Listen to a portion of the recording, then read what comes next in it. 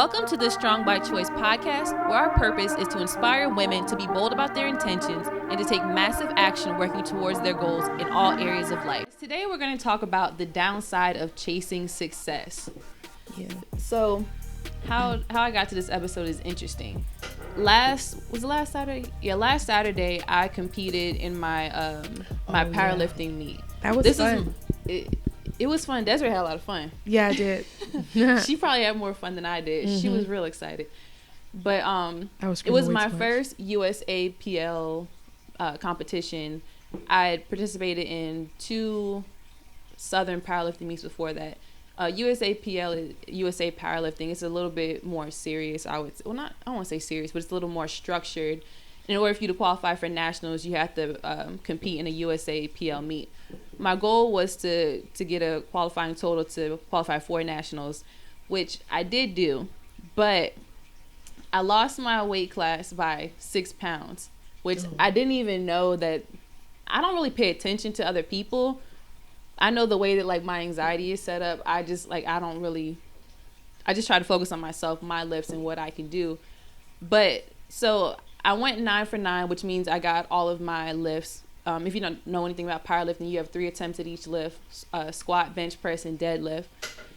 And it's not, not a lot of people get 9 for 9. They usually miss like a bench press or a squat or something. But so it's a good accomplishment to be able to get all your lifts. But I felt like I had more in the tank for all of them. Like with my squats and with my bench press, I could have gone up on both of them. Mm-hmm. And we actually did. My coach is great. She actually has like a plan A and a plan B for every lift. So like if my lift is easy, then we're going to go with plan A. If it was hard, go with plan B. Right. She's like awesome with that. For my deadlifts, I was like, Sam, we got to go up. Mm-hmm. And she asked me once, she was like, how much do you have left? And I was like, 25 pounds. And she was like, what? Uh-huh. You do not have 25 pounds left you. And I was like, Sam, I do.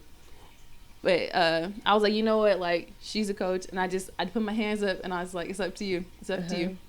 So we went up by 20 pounds, something like that. It was in kilos, so it doesn't convert exactly. But we ended up going with a weight that was like 10 or 15 pounds higher than what she had originally planned for my plan A.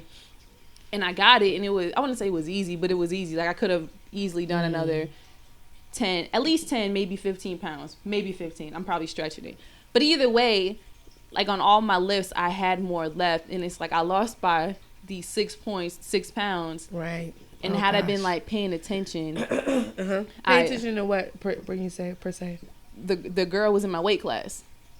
Oh, yeah. Oh, okay. And saying like, I'll make sure I get this number instead. Yeah, I would have. Oh, and that's why you're saying about like, I never really pay attention to what everyone else is doing. Right. Yeah. But, so it made me mad because one, I lost by 6 pounds. It was my first time not coming in first. This is only my 3rd meet ever. So, I mean, whatever. But I'm a very competitive person if you haven't figured it out yet. So I don't like losing. And so like here, and so she got, and maybe this is how, in my mind, I feel like you haven't lost because you're going to get to national, is national. But see, we're going to get to that part. We're getting there. I get where you're going and that's where I'm going to. Mm-hmm. But, so yeah, I lost, but here's the thing.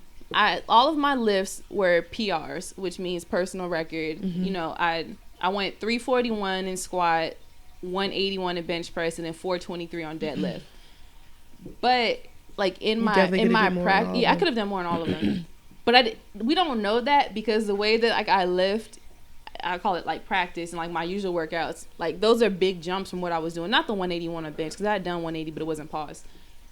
But okay, yeah. But so like the most that I had squat in practice was 315, mm-hmm. and I did 341. Mm-hmm. So it's hard. It was a learning process for Sam trying to figure out how I show up in meets because everyone's different. Some people will bomb out and fail on numbers that they've done before, and then me, I'm just like, I'm trying to win. I get Superman powers out of nowhere, Superwoman powers. No, but that's true because even when I did my powerlifting in March, and I think I had got the heaviest I did in the gym practicing was 240.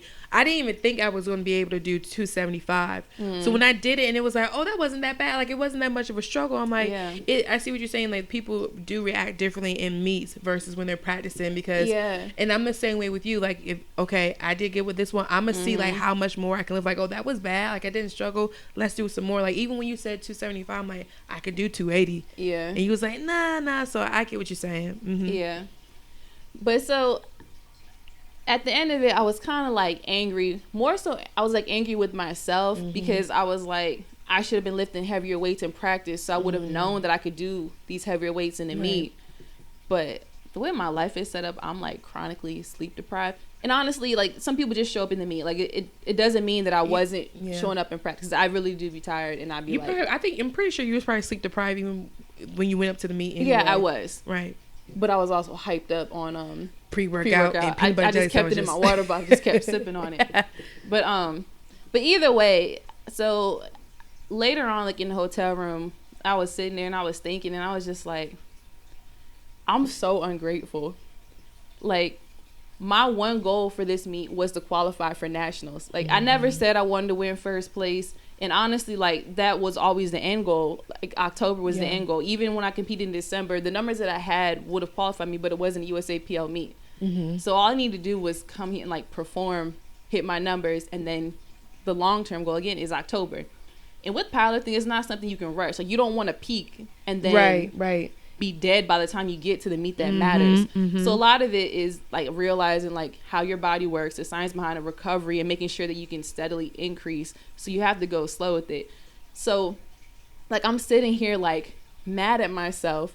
And it's like, I just PR'd in every lift. Yep. You didn't. I qualified. And mind you, I have to take myself back because I haven't even been training again for a year yet. No. I started working with Sam again at the end of last May. It was like... Was it in the May or was it June? We went in... Well, it was... My first practice was probably in June. We looked at the first payment. The first payment was like the end of May. So that's when we started our contract. So we'll say June. But... So it hasn't even been a year. Nope.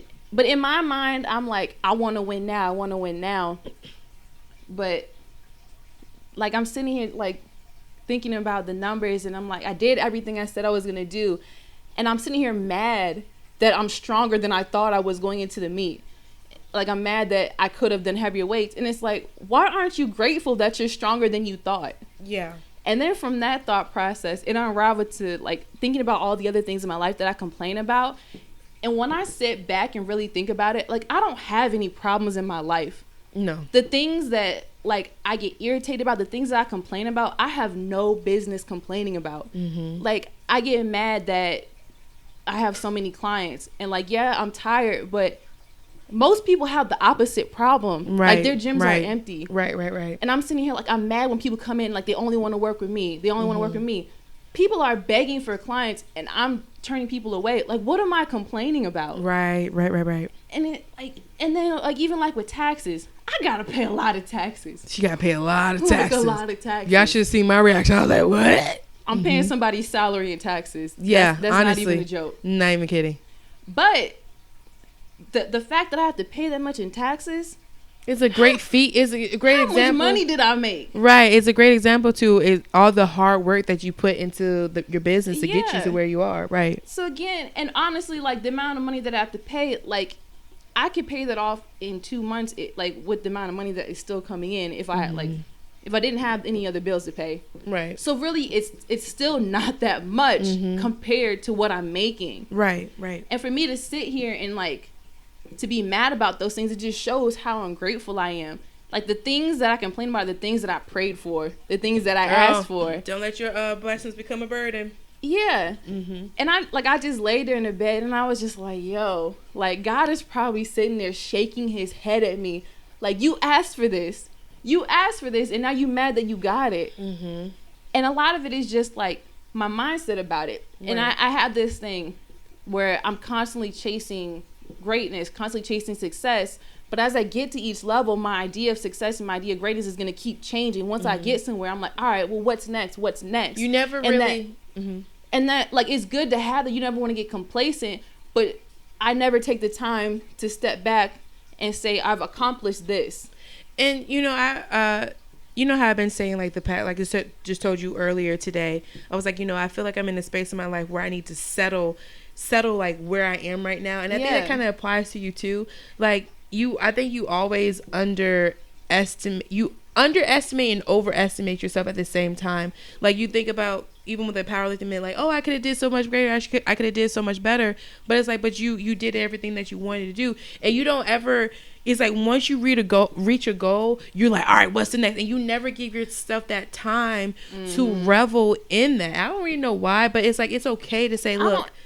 I just think like it's in my biology. Like I want to be great because I know, like as I get higher, like in my career, do you call it career? Whatever. I don't even know. I would say career and entrepreneurship. Life, yeah, there you go. As I advance in life. I'm open to new ideas and to new levels, and I see what other people have accomplished, and I'm like, there's no reason why I can't do that. Right. So my idea of success and greatness and the things I want to accomplish, it's constantly changing. Yeah. And honestly, like I feel more purposeful when I'm working towards a goal. Yeah. And some of it, my anxiety plays into it, and I know I have to find that balance between wanting to do that next thing, wanting to accomplish the next thing, and also realizing where I am taking a step back. Yesterday, I don't even think it's so much taking a step back. Not take a step back as in like that, but standing back to see what you've accomplished. Right. At the conference that I spoke at yesterday, I was on the panel, the wellness panel at the Year of the Female Boss conference. And they asked about self-care in one of the questions, and I didn't answer in the moment because everyone else is doing it. And self-care is, I don't feel like everyone deserves self-care, so I'm not gonna get into that. Not in that way. But no, I know what you mean. I know what you're saying. But like, there are people who are like in the crowd, and like you're telling people that they should take time off and they should invest money in getting their nails done, and like you don't have a business, you don't have anything set up, like you're not paying your bills, you're in debt. No, go for a walk. Like everyone's idea of self care, they always push in like, get your nails done. And you need self care for you needs to be reading a book about self reflection. Yeah, and that's different. Can I talk on that just a little bit real quick before you get into it? Because I did a post on our Instagram and our Facebook page on last Sunday about self-care, and I said, self-care isn't just getting your hair done and your nails done, taking a bath. Self-care to me is like whatever is going to bring you a peace of mind. And so I had posted that day, I was like, my peace of mind for that day was like, okay, I need to get my house in order, because if my house is in order, then my mind, I can't think clearly. I can't put my focus on like, all right, let me sit down and do a certain amount of work, because I'm like, oh my God, her socks are over there, there's toys here, there's dishes in the sink, oh my God, the bathroom, I seen the hair right there, why didn't I get up earlier?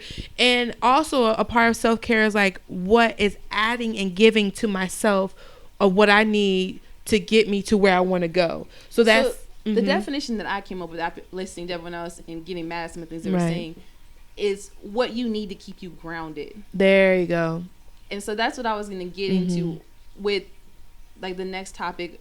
So yeah, like you need to take care of yourself, and to some people, like when you get to that point, it might be getting your nails done, but honestly, like for me, nails done is almost like a luxury. That's what I feel like too. Like you need to accomplish something to have the income to be spending money like that on frivolous things. Big facts. Yeah. But to me, self-care is being able to disconnect and want to reconnect with yourself, with God, whatever. Accountability as well. Yeah. So it's not necessarily like making yourself pretty. I mean, if that's your prerogative, like do that too. But I think it's almost more important to find ways to unplug and be more self-aware in the whole self-care thing. Yes. And so meditation, reading, like just taking that time out, turning your phone off, turning off your social media. Girl. That to me is more so definition of self-care than the things that I see more often in the media and people are putting out there. Because those kind of self-cares is like just like feel good. It's like, oh, it's gonna make me feel good, but what did you feel accomplish in that moment? It felt good. That's why I was telling and so the conference that I went to, it was good. It was definitely good, and people were inspired, but the whole women empowerment movement is very fickle to me, because everyone wants to say that they're empowering women, they're doing these things, but hyping each other up is not the same as really empowering a woman. If you're not giving them tools and real action steps, then I don't think you're really doing anything. And then that's another thing with women empowerment as well. And I talked about this with my sister before.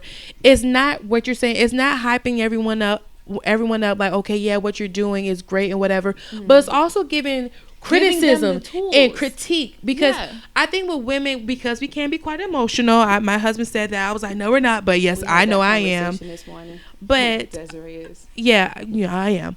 But it's also being able to, like, to somewhat call your sisters and your peers and these women that you say that you care about out. And as I evolve as a woman and evolve as a person, especially being a mother, has definitely taught me that love and taking care of someone and being there for someone is not always about, oh, you're just doing amazing, you're doing great. We're not. There's some things about yourself that you need to change in order for you to be greater. There's nothing wrong with challenging each other to be greater and to be better.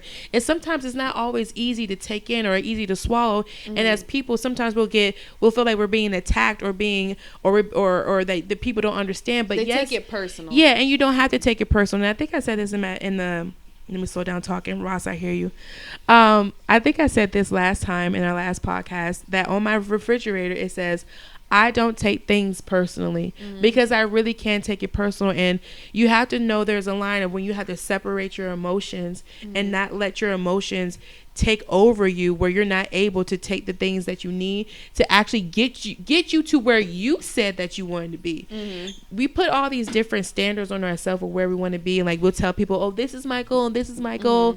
But then when someone comes to actually give you a helping hand and it's not in a way that you think you need, then all of a sudden it's like, oh my God, you don't understand me, and you take that step back. But no, you have to be able to take that critique. And so I feel you on that self-care and knowing that balance, especially. Yeah. And so with that, you need to be able to take that criticism and improve, but it's also okay to realize where you are and what you've accomplished. And so for me, I know that I've definitely gotten out of sorts with my morning routine, and I'm not complaining because I'm grateful that I have so many clients. But I have 5 and 6 a.m.s Monday through Saturday, basically. Yeah. And so usually, like, I'm my best self in the morning. That's when my mind works the best. And right now I have clients in the morning and in the evenings, so it's been harder for me to get up and have that extra time before people come in. And I feel like that's where I've gotten off track with, like, my routine, because I would get up, I would spend time, I'd usually listen to some kind of sermon, or else I'd write in my prayer journal. Yeah. And so it would give me time to, like, reflect on where I was, what I wanted to accomplish for the day. Yeah. And so also with me not doing that, it also caused me a lot of anxiety, because then I'm back to, I need to do everything. I didn't set out a plan for that day. So for me, one thing that I really need to focus on is, yes, I'm always going to be chasing that next level, but being able to sit and say, I've done this. And I don't have to rush to do the next thing. Yeah. And just being grateful for what I already do have. Like, I really have to change my mindset. I've been so ungrateful. And I feel like if you don't cherish the things you have, they can be taken away. And I was going to say, I love that about you. And I don't think you should change, like, okay, I made it here. Now it's time for me to go here. Because I know it's not going to change. But I think when you get to that spot of, like, okay, being grateful, I think it's just for you to kind of remember just how everything that you've already accomplished, like, it already matters. I think sometimes, like, I think you look at it as like, okay, I've done that. That's not that big of a deal, because it feels like tiny, because I know what, like, the next level looks like. I think it feels like a baby step to me. Yeah, and because I think you ultimately know where you want to go, and, like, you have, like, your vision of where you want to be. But yeah, overall, yeah, it might change next month. Yeah, so that's true. Pivoting. But I think when you just take that moment just to be in the moment where you are, I think it gives you, I also think that gives you a bit of rest too before you get to go to that next space. Yeah. Because sometimes I think when you hit one spot and then you're ready to go to the next spot, but you're tired, it's like you can't, all the energy and the clarity and the focus that you need to get to that next spot, you don't have, because you were so much in the, okay, next. And also, the mindset of it, when you feel like you're doing things you don't want to do anymore, everything becomes draining. Everything. So where before, where I was happy, I was excited, I can't wait to come here and train these ladies, I'm like, man, I'm tired this morning. Yes, and not that I don't like love what I do still. But once you get in here, you're there. Mm-hmm. Yeah, I love talking to them. I love seeing what they've accomplished. I love seeing their reaction, what they like, the way their body changes, the way their mindset changes more than anything. Mm-hmm. But when I forget my purpose and when I forget that like what I'm doing now matters, I keep thinking about like, the next step and who I'm supposed to be affecting in that next area, that next endeavor.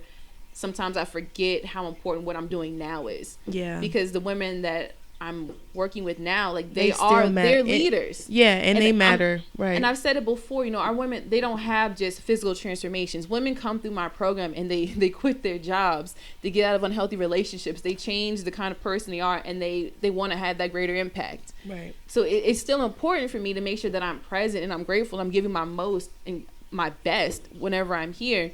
And if I'm constantly thinking like I'm so tired or I want my mornings back, then I can't give them what they need, and I'm no longer a leader. I'm just going through the steps. And I think once you change your mindset, I always say once you start to change your mindset and you accept where you are, and I do the same thing. I have bouts of moments where I'm just overwhelmed with gratefulness, like with everything in my life. And once I started wake up in the morning, because I don't always write down or journal as much as I want to, but every time in the morning, and I've fallen off of that, and I noticed like how my mindset has been once I stopped. It's really important to wake up grateful and to set intentions for your day. We talked about it in the affirmations episode, but it truly makes a difference in your outlook, in your productivity. Like it's just important. I've gotten down. I've gotten down where I'm able to wake up in the morning and be grateful. I haven't done my best at actually sitting down and planning out my day as much as I want to. But even in the morning, when I would just get up and even if I didn't say all the things I was grateful for while I was laying in bed, as soon as I open my eyes, whenever I'm driving my daughter to school or I'm driving to the gym, I start saying, I'm grateful for this. And it could be like silly stuff. But once I started doing that, I could tell like how my day would just felt better in general. Like it wasn't as a big of a deal. I feel like I got things accomplished. Heavy. Yes. The heaviness of life can be so draining sometimes. Yeah. And the thing about like you can't be grateful and be depressed at the same time. You can't. You just sit there and try. You can't sit there and think about all the things that you've accomplished, all the great things in your life, and then be like, "Oh, I'm so sad." You literally cannot. No, it doesn't. It doesn't matter. And even if you try to be grateful and you still have that bit of sadness, like it's always lingering in the back of your mind. So, even if you're doing something, you never have like the same kind of energetic, positive level because in the back of your mind is like, "Oh God, I'm tired. I really don't want to be here. I'm ready for this to hurry and what I'm going to do." And then when you go to actually do something that you want, you don't have no. You have nothing for it. You're just kind of like, I'm done. What is next? Right. And then you take that same drained energy and then everyone closest to you suffers. Yeah. Like your family, your kid. Yeah. Your friend. Yeah. Well, yeah, I know when I'm angry that Desiree's around me the most during the day, especially during the work day. So if I need to scream, if I need to throw things, it's usually at her, towards her, in her presence. And I just be like, y'all be sitting there like, yeah. It's but then that's just. At first I was like, it didn't bother me, and then it started to bother me, and I knew when it started to bother me, that's when I knew like I was off because no matter what, I'm a person of service. Yeah, and we both can't be in a bad place because when we're both nothing depressed is or anxious, like whatever, the whole business shuts down. It's like either and things just keep going wrong back to back.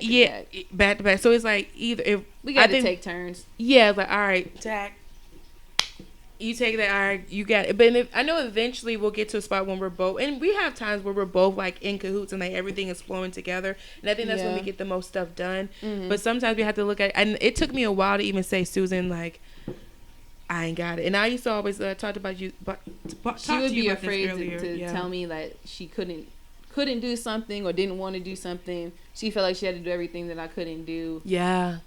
Which I don't know why she felt like that. I guess I'm intimidating. No one wants to disappoint me. I don't know.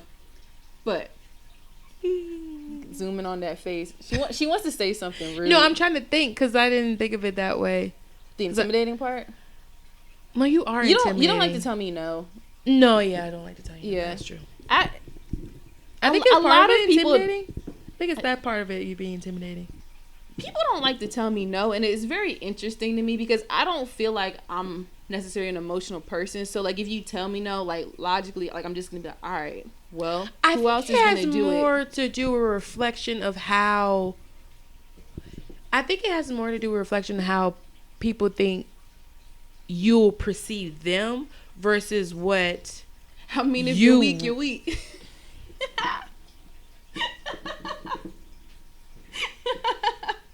That's why nobody like to talk to you. I don't care. That's why nobody like to talk to you. They come to me. You can deal with the weaklings. That's cool. Oh my gosh. See, and then Susan's definition of weak, I always think is interesting because I think even like sometimes in your weakest moments, I think that's when you can be your strongest. So I try not to look at people. She's here for the emotions. Yeah, I'm all here for the emotions, but I don't necessarily think that weak is a bad thing. I think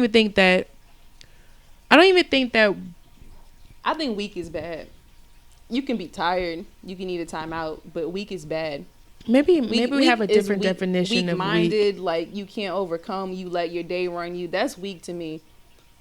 If external factors can affect you internally and how you go about your day and whatever like energy you give off, you weak. So you think you weak? Yeah, and that's why I have to check myself. All right, cool. And that's why I have those moments and I'm like, stop being a little bitch. Yeah, that's true. She does do that. I do. When I feel like I've been off for a while or like today and I'm like, man, like I got to get it together. Mm-hmm. But I'll take that step back and like, so what is the problem? I thought that I was just like, it was my depression. I go through phases between winter, between summer. And like, no, it's not depression. Tired. I'm just tired. But like that can't be my excuse. Mm-hmm. So now I have to fix it. Mm-hmm. If I were to be like, oh, well, I can't do anything until I feel better, that's weak to me. Yeah, so taking action right then and there. So what would be your action step? I'm working on that. I haven't come to that. I'm going to fix that part Next time I'm coming here, she's going to be laying on the floor again. I mean, I might be. But as far as fixing the ungratefulness, I'm definitely going to try to plan out that time again in my day. I don't know where I'm going to put it yet. I have to go through my whole schedule. Enjoy the ride. Yeah, I'm really just trying to, chase success, but enjoy the ride along the way. Shout out to Sam for giving me that quote. So what does that mean to you? I don't know yet. I mean, I have an idea, like, I want to be more present. I said that before. I want to be able to disconnect from, like, the business. Like, when I'm at home, just be at home. But the struggle for me right now is, again, because I have clients in the morning, I have clients in the evening, and then, I run a whole business, like marketing, ads, paying people, like all of that stuff. There's so much in between that it's hard for me to completely shut it off. Because even when I go home in the middle of the day, I'm like, all right, I have 3 hours to play with London, then I got to be back at the gym. I hate the feeling of impending doom.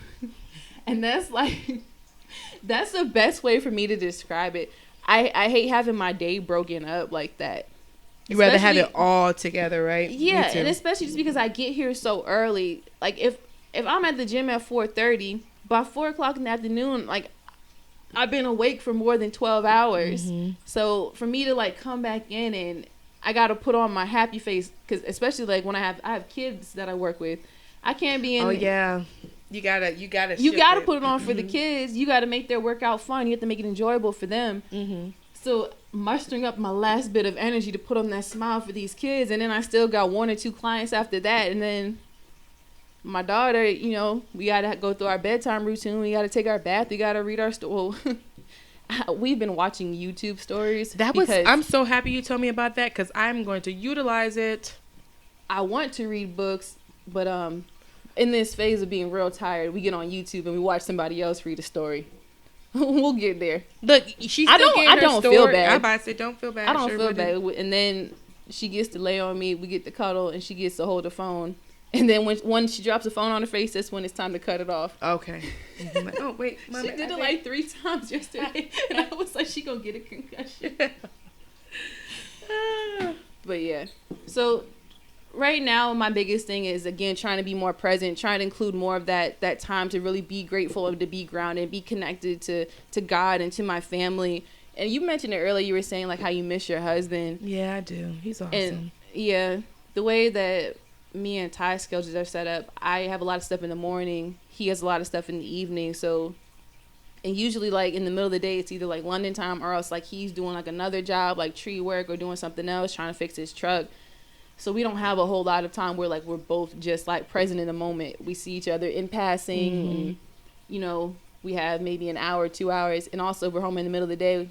We both just want to take a nap. Yeah. Oh my gosh. Because you get the best nap with your significant other. Yeah. Well, yeah. When he's home, he doesn't have to necessarily be in the bed with me, but if he's home, it's like, okay, I'm going to go to sleep. Yeah. But that's true. And I have a hard time sleeping at night when he's not there because he trains late at night, so usually he gets done 10:30 or 11.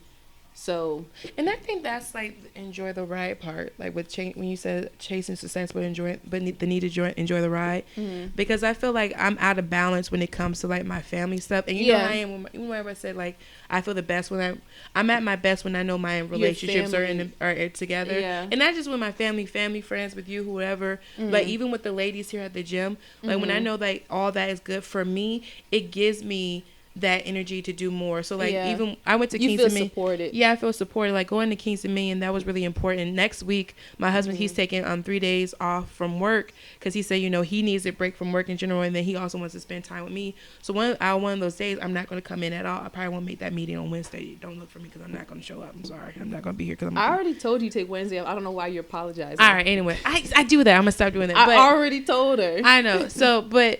You know, that to me, I'm going to have that time. I get to enjoy that time. It's going to make me feel happy. It's like I get to me, I think what happens is when we start to carry around that a lot of responsibility and it turns into stress. Yeah. And if we're not able to let that out some kind of way, whether it's doing something we enjoy, spending time with family, writing, reading, doing some kind of artwork, whatever, and we hold on to it, then lifting we're not heavy things. Yeah, lifting heavy. That it works for me. It works for Susan. I personally want to dance. Like that to me is going to be my creative outlet. Like I like to think of myself as being I like to think of myself as being creative, but you should start belly dancing again. You know. Really like that. I really like belly dances, but I don't know where she is. Why don't you start your own belly dancing class?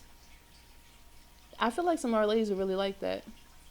Yeah, I want to say because I don't know any moves, but there's so many YouTube stuff and I can move my hips like I ain't know. Like I'm just saying, we started a business without a business degree. You can start a belly dancing class without belly dancing lessons. That's big facts, and I also want to do that grief counseling thing. But anyway, back on topic. Yeah. So. You know, I think that's a part of enjoying the ride. It's like no matter what, taking that time to say, okay, even with all the stuff going on right now, I'm gonna focus on this, because just as much you sit down and you focus on getting work done, having that time to be focusing on having a good time. If you get what I'm saying, it really does make a difference. Or getting back to what you like to do outside of this, because at one point I felt like it was nothing but, okay, what we're going to do. And I'm like, make money. I think we're out of that phase now, but still. Money doesn't make you happy. Yeah. It makes things a lot more stressful. It does. But yeah, so staying grounded, living in the moment, and then making sure you include that self-care, but in the right way. In the right way, which is what we're going to be talking about. Not wasting money, but staying true to yourself. Connecting with your family, your friends, your loved ones, God, whatever makes you feel good and keeps you present. The whole shebang. And keeps you aligned with your goals and your purpose. Yes. I think that was the key. Yes, that was the key part. Because sometimes, when we go in with self-care and everything, I don't think we realize that it's a part of where we want to be and who we want to change into. Yeah, it's supposed to be you reconnecting with yourself so you can stay focused on that path. It's not, like I said, it's not about just feeling self-care, pretty or whatever. It's, caring for yourself. Yourself is honoring your soul. Your dreams and your goals and your aspirations and whatever it may be, and making sure that it goes along with what it is that you want to do. Yep. Mic drop. We done. Hot damn. Hot diggity dog. I feel like this shirt is terrible on my boobs. All right, guys. We're going to end it here. So, in conclusion, don't let life get the best of you. Don't get so caught up in the moment that you forget to live. Yeah, because then you start sounding like me, because I have not gotten over this freaking Something's in my throat.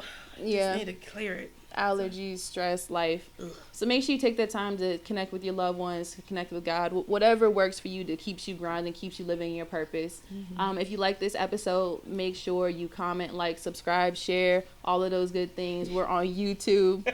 Oh God, Desiree, I just can't with her. What is this dance move anyway? I don't know. You finished. You got me off now. Yes, guys. So like she said, don't forget to subscribe. Check us out on Facebook at Strong by Choice. Also on Instagram at Strong_by Choice. And we will see you guys in the next podcast. Peace. Don't forget to follow, subscribe, like, and share on Facebook at Strong by Choice. And also on Instagram at Strong_by Choice.